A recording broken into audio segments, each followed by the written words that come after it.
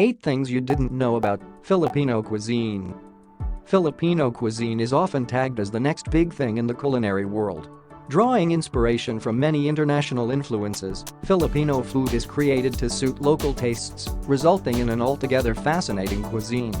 Filipino food is a mix of Asian and Western influences transformed through local cooking techniques. Boasting proud indigenous flavors, rich traditions and eating practices unique to the country, Filipino cuisine is distinct, delicious and unlike anything you'll have tasted elsewhere. Here are 8 things to know about Filipino cuisine. Number 8. It's never a meal without rice. Rice, particularly white rice, is considered the ultimate staple in Filipino food. It is present in every household and is more than likely part of every Filipino's meal, breakfast, lunch, and dinner. Because of its plain, starchy flavor, it pairs well with a lot of salty and sour local dishes. Filipinos love rice so much that they would consume it, whether it's traditionally cooked white rice, kanin, burnt rice, tutong, leftover rice, baho, or fried rice. Restaurants and fast food chains catering to Filipinos based out of the country make sure that rice is always part of their menu. Number 7. Dipping sauces are part and parcel of Filipino cuisine. Although rice complements any Filipino dish, dipping sauces, served on the side, make your munch extra flavorful. The most common dipping sauces are soy sauce and calamansi, mixed together, fish sauce, patis, and spiced vinegar. Fried fish is especially more satisfying with one of these on the side. Sometimes, it's the sauce that completes the dish. For instance, kare, peanut-based beef stew, is always paired with bagoong, shrimp paste. Most importantly, there are no rules for creating dipping sauces and no one way to mix them. Most Filipinos would claim they can't eat without their favorite sausawan, dipping sauce. Number 6. Duck embryos are a delicacy. You've probably come across the notorious ballad on an episode of Fear Factor, which would make many Filipinos scratch their heads. It's delicious.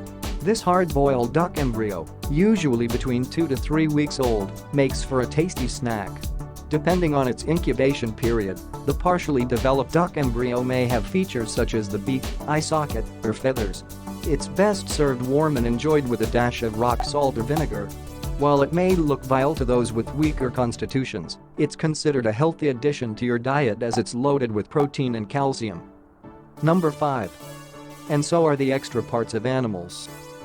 In addition to the infamous ballad, foreigners are often surprised to learn that locals include unconventional animal parts in their cooking. That's because Filipinos are a resourceful bunch, making sure that nothing goes to waste. There are recipes for almost every part of animal anatomy. Pig's leg is cooked into the well-loved Filipino dish called crispy pata, while its head becomes tasty appetizers like sisig or dinakdakan. Chicken intestines are barbecued and sold on the streets as isaw. Even pig blood is the main ingredient in dinuguan, a bloody delicious stew. Number 4. Pork is king. In the Philippines, it's rare to find purely vegetable dishes, whether in households or local restaurants. Even if you order chop suey or pinakbet, these mixed vegetable dishes will often have pork in the mix. Filipinos are meat lovers through and through. Nowhere is this more apparent than in Cebu's famous lechon, roast suckling pig with crispy skin, that people travel far and wide to taste. You'll also come across different variations of classic dishes with a piggy twist, such as pork sinigang, pork sisig, and the country's national dish, adobo. Number 3. Filipino food draws inspiration from multiple cultures. Filipino cuisine is very complex, heavily influenced by the country's former colonizers and its neighboring Asian countries. Because of this, Filipino food has been shaped by the Chinese, Spaniards, Indians, Japanese, and a whole plethora of Western influences.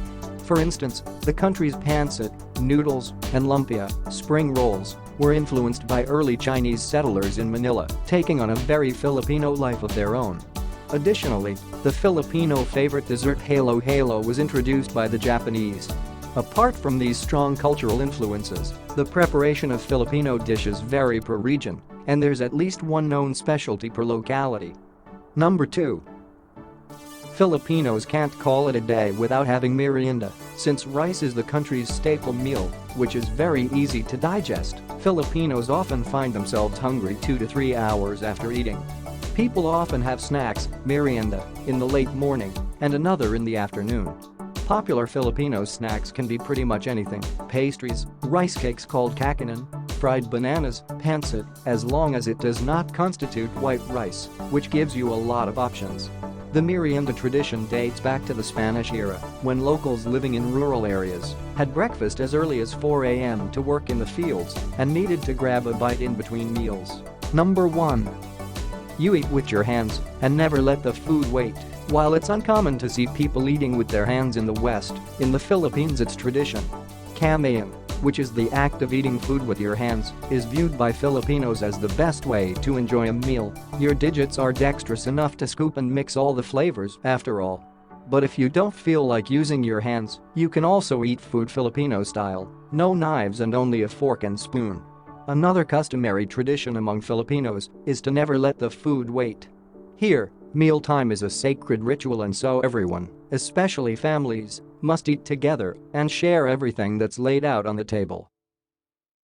Thanks for watching the video. If you enjoy it, please like and comments, subscribe.